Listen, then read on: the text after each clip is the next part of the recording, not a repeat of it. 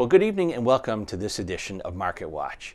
My guest this evening is Renato Graziano, Managing General Partner of Graziano Public Relations. Good evening. Good to be here, Fritz. I have a couple questions for you, and what comes to mind first is how the changing media environment is creating some challenges for the public relations profession. Well, the biggest factor in this regard is the whole democratization of the media created by the internet, and that's creating challenges both for how corporations manage the process and how corporations and agencies deal with the media. First thing, as far as how corporations are set up with the new internet environment, everybody is potentially a reporter. You know, very few barriers to entry for blogging, and anybody who has a phone camera can be a reporter. So that means anybody potentially in your corporate executive branch can be an official spokesperson, whether they think so or not.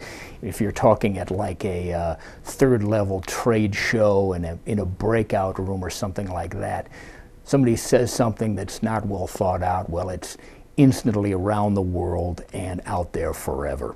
So that creates challenges as far as making sure that your corporation, your whole executive branch, is on the same page as far as what the message is in any particular environment.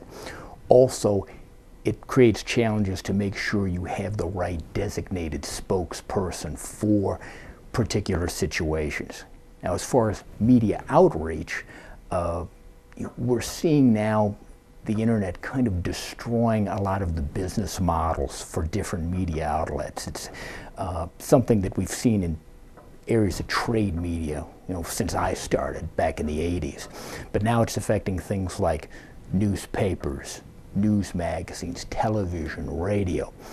And with that business model being challenged, the revenue sources being compressed, it means you've got a lot less reporters, editors dealing with the same amount of news. So there's kind of a sensory overload situation going on here.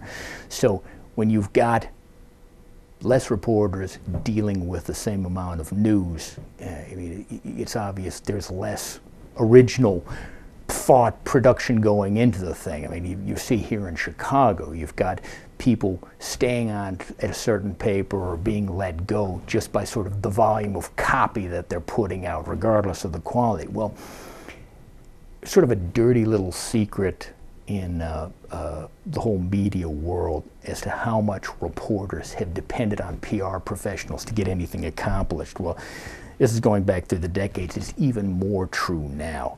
The public relations professional who produces the kind of compelling content that is going to be recognized by these reporters, that's the public relations professional who's going to break through the spam filters, who's going to avoid the delete button by the reporter. The public relations professional who spends the time to build those relationships is going to have a direct line to these overworked media, and it's going to have a big advantage in establishing a superior mind share.